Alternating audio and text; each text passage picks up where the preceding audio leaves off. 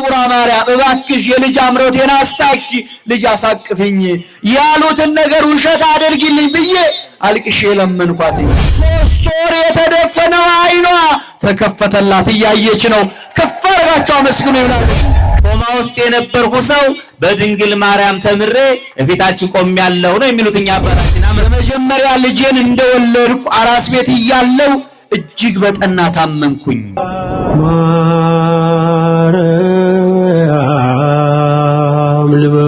እኚህ እናታችን ድንገት ራሴን አሞኝ ሐኪም ቤት ሄጄ ስመረመር ስኳር አለብሽ ተባልኩኝ። መድኃኒት መጀመር አለብሽ ተባልኩኝ። ልጄ እኔ መጣሁት ከደቡብ ጎንደር ነው። ልጄ አዲስ አበባ ነው የምትኖረው። ስውሯ ማርያም የምትባላለች በእምነቷ ብዙዎች ከስኳር ህመም ደህና ሆነዋል አለችኝ። በቃ እንደዚያ ከሆነ እኔም መድኃኒቱን አልወስድም ትምረኛለች ብዬ የተላከልኝን ጸበል እምነት ተጠቀምኩኝ። 3 ቀን ምልክት አየሁ በህልሜ። በሶስተኛ ቀን ሄጄ ሐኪም ቤት ቼክ ስደረግ ስኳር አለብሽ መድኃኒት መጀመር አለብሽ ያሉኝ ዶክተሮች ምንም አይነት ስኳር በደምሽ ውስጥ አይደለም አሉኝ። ከፍ አድርጋችሁ አመስግኑ ይብላለች። አመስግኑላት። ሰለታን አስገብታለች። እኛ አባታችን በጸና ታምሜ ሆስፒታል ኮማ ውስጥ ነበርኩ። ኮማ ውስጥ በነበርኩበት ጊዜ ባለቤት እዚህ ቦታ መጣ ድንግል ማርያምን እንድትምረኝ ለምና ከማርሽልኝ ደጅሽ ቆሞ ይመሰክራል ብላ ተስላ ሄደች። ዛሬ እንደምታዩኝ ኮማ ውስጥ የነበርኩ ሰው በድንግል ማርያም ተምሬ እፊታችሁ ቆሜያለሁ ነው የሚሉት እኛ አባታችን። አመስግኑላቸው። ዛሬ ተመሰገነው። እቺ ምታዋት ብላቴና የመጣነው ከአጣዬ ወረዳ ነው። ይቺ ብላቴና አይኗ አብጦ ለ3 ወር ሙሉ ምንም አይነት ብርሃን አታይም ነበር። ተደፍኖ ነበር አይኗ። ሐኪም ቤት ሄደን ቼክ ስንደረግ አይ እዚህ ማከም አንችልም መድኃኒትም የለንም ሪፈር ነው የሚጻፍላችሁ አሉ። ብዙ ቦታ አዛቦት ሞከርን። ነገር ግን መድኃኒት ሊሰጡ ሊያክሙን አልቻለም። ዝናዋን ሰምተን እዚህ መጣን። ጸበሏን ለ7 ቀን ተጠመቀች።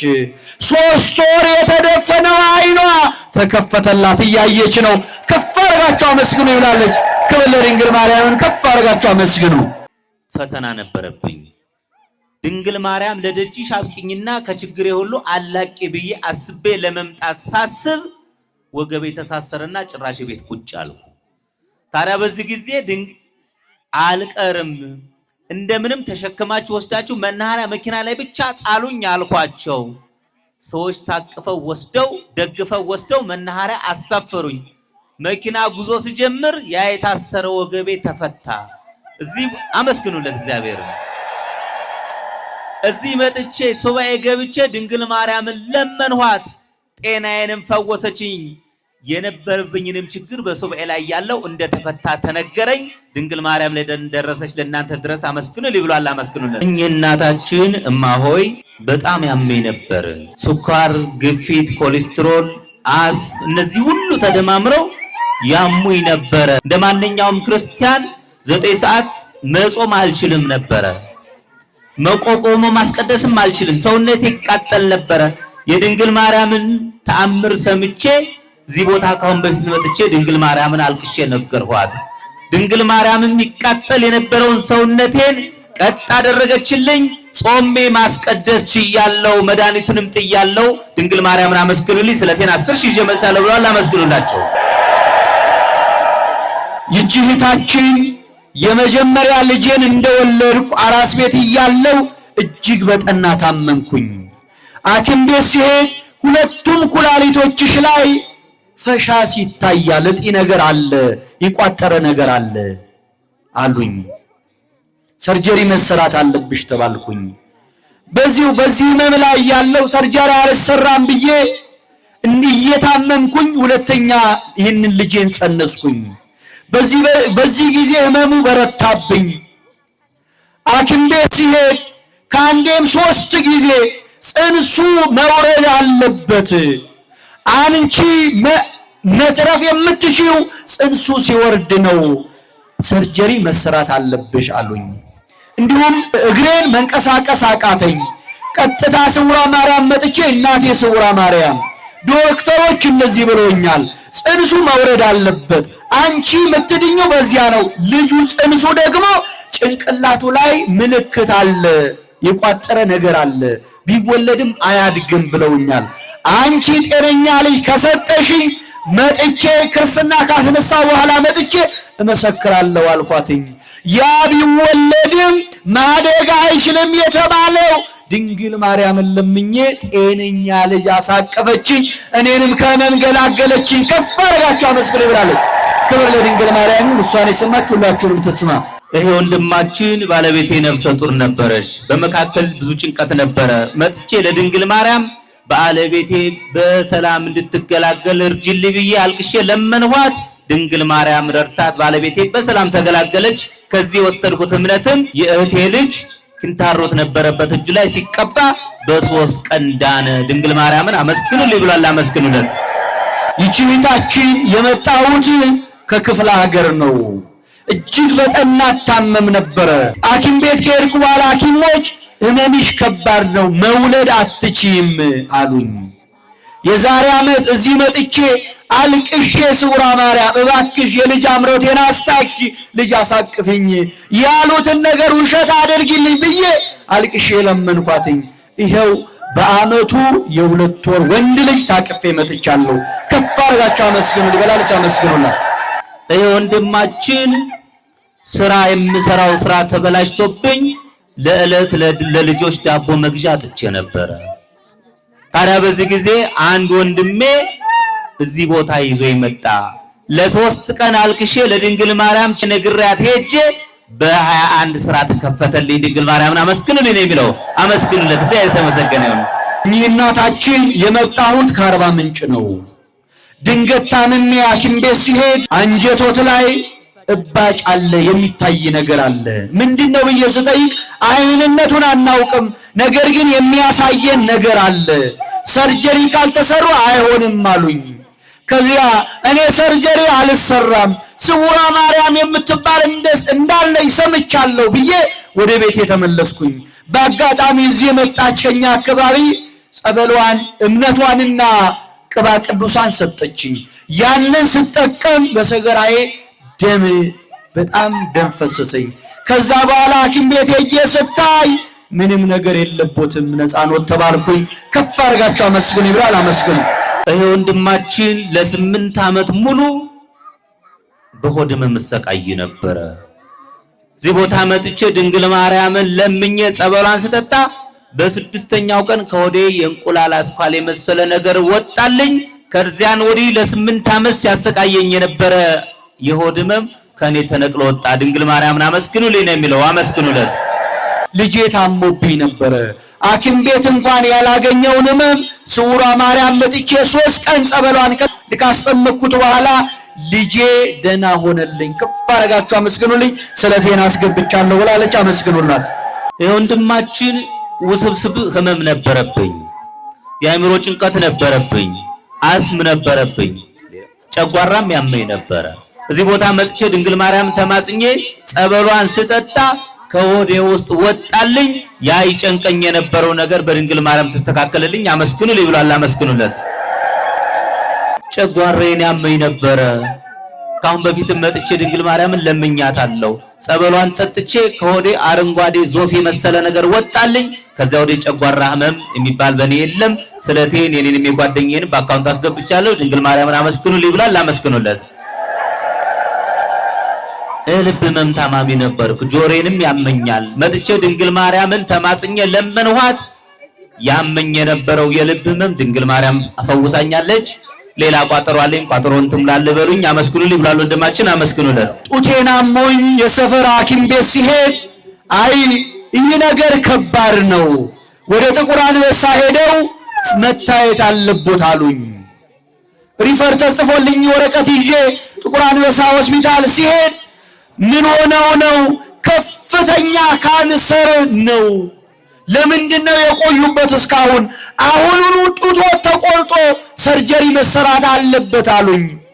ከዚህ በኋላ እንደዚህ አልኩኝ፣ በፍጹም ሰርጀሪ አልሰራም፣ ጡቴን አላስቆርጥም፣ ስውሯ ታድነኛለች፣ ስውሯ ማርያም ሄዳለሁ ብዬ ነግሬያቸው ወጣሁኝ። ከዛ በኋላ ሰው ቅባ ቅዱስ ሰጥቶኝ ጡቴን ተቀባሁት። ሐኪም ቤት ሄጄ ቼክ ተደርጌ እናቴ ስውሯ ማርያም ሁለተኛ እዚህ ሐኪም ቤት አታስረግጭኝ ብያት ተመለስኩኝ። በማግስቱ ውጤቱ ደርሶ ተደውሎልኝ ካንሰር አይደለም እጢ ነው አሉኝ። ከዚያ ለደጅሽ አስረግጭኝ አልኳትኝ። መጣሁኝ፣ ጸበሏን እምነቷን ተጠቀምኩኝ።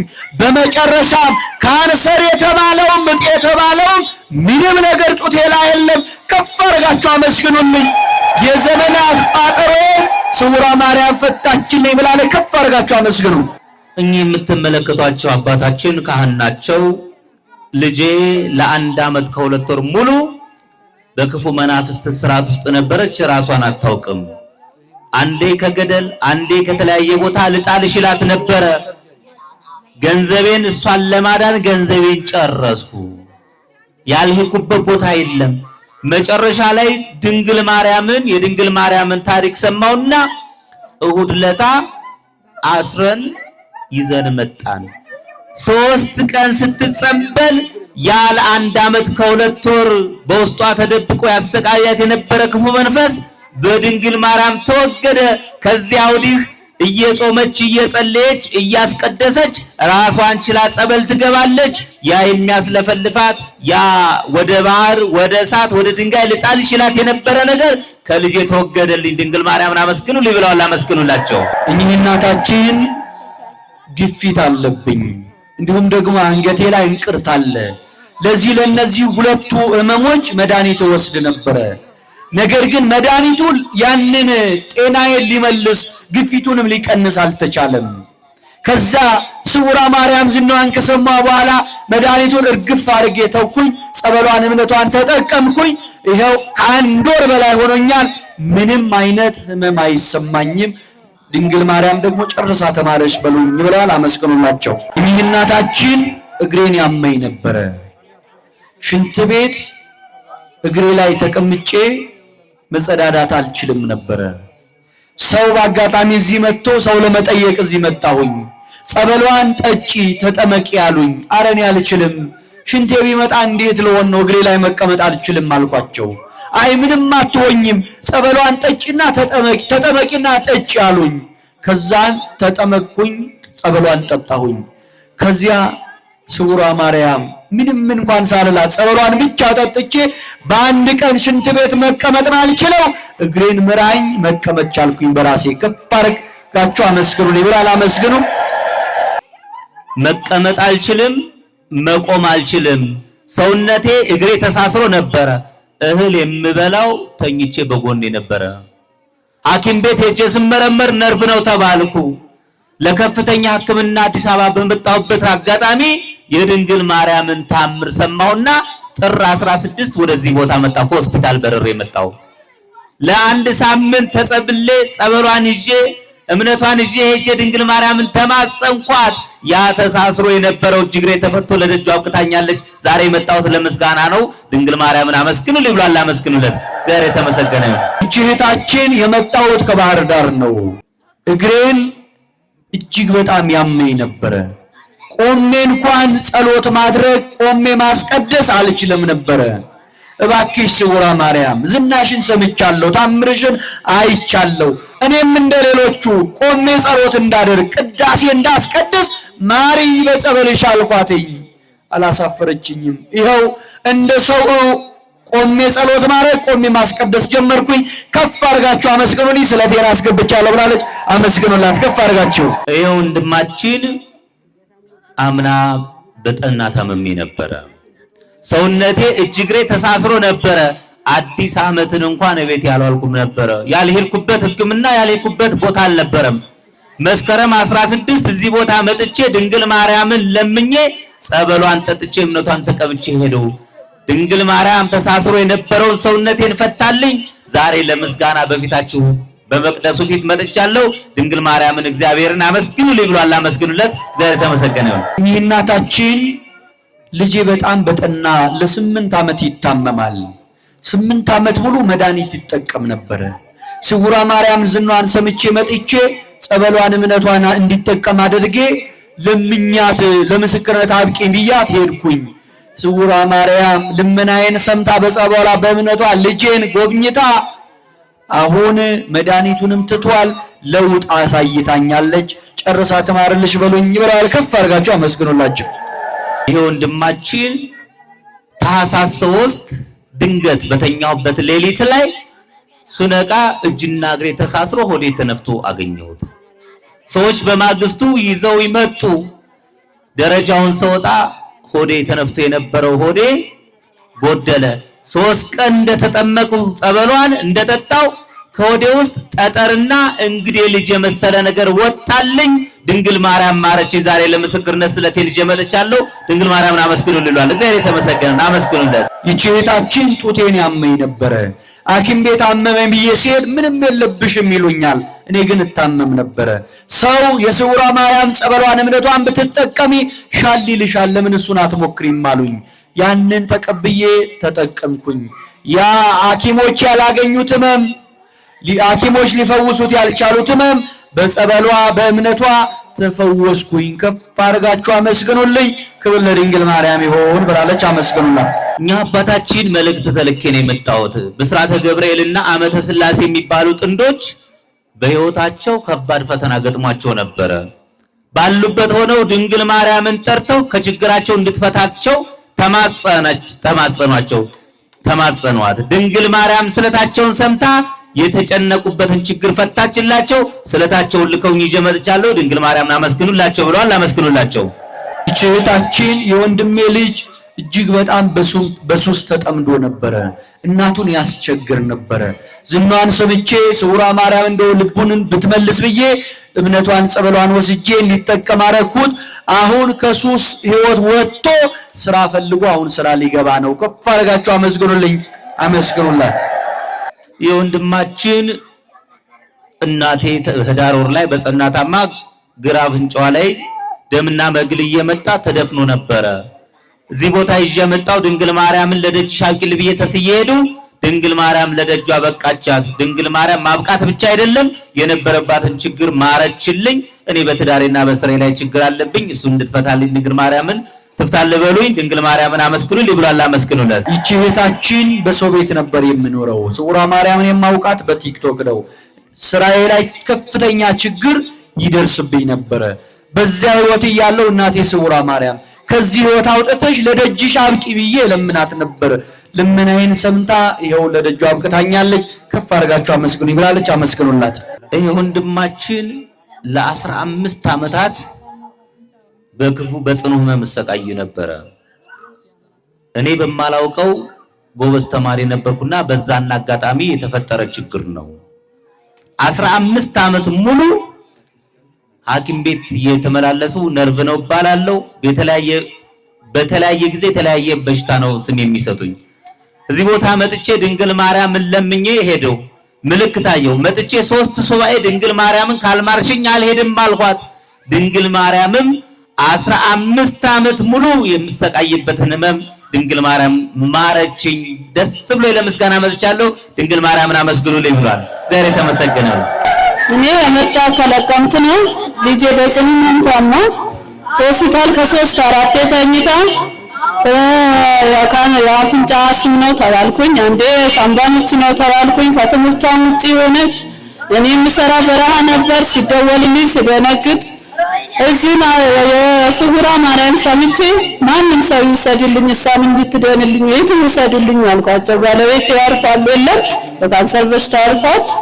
የእሱ ወንድሙ አሁን ይሄን ሀሳብ ካለሽ ማንም ሰው ሳይወስድሽ እኔ ሀሳብሽን አሟልቼ ሁሉም ነገር ሸፍኜ አድርሼሽ ልጅሽ ምትወወስ ከሆነ እኔ ወስድሻለሁ ብሎ እሱም በጤንነቱ ከቤተሰቡ በጤንነቱ ስውሯ ማርያም እንድትጠብቅልኝ ሁሉም ነገር ሸፍኖ ለዚህ ያበቃኝ። ልጄም ጃነች የዕለት ዕለት መታ ጸበሉ እንደቀመሰች ብርድ አችልም ራብ አችልም። አሁን እዚህ ከመጣች ጀምሮ ጸበሉ ተጠመቀች፣ ጠጣች፣ ቅዳሴ እያስቀደሰች ብርዱን አያነሳባትም።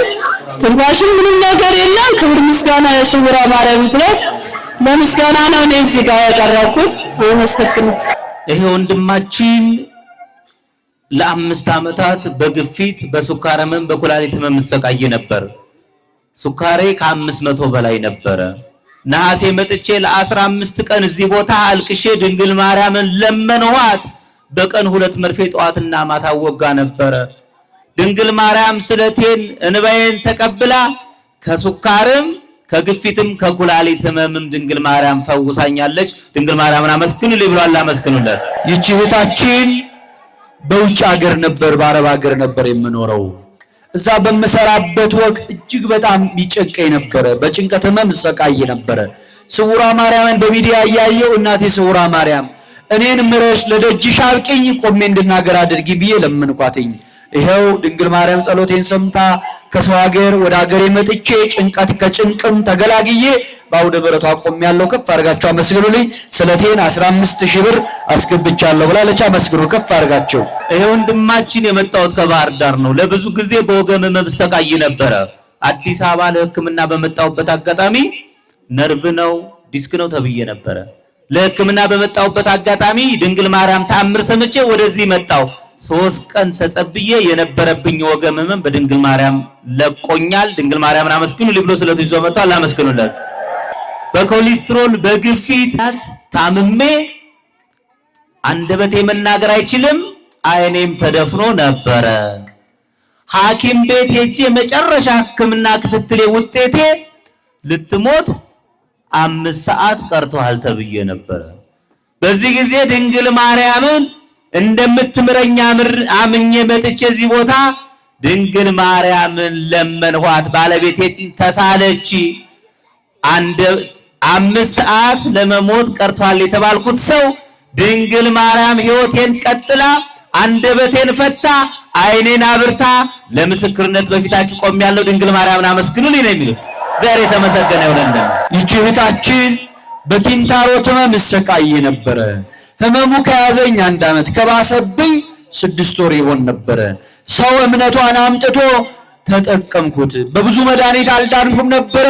በእምነቷ ከኪንታሮት ህመም ነፃ ሆኛለሁ። ከፍ አድርጋችሁ አመስግኑ ይብላለች። ይሄ ወንድማችን በጸና ህመም ሰቃይ ነበረ። ሐኪም ቤት ሲሄድ በተለያየ ጊዜ የተለያየ አይነት ህመም ነው የሚነግሩኝ።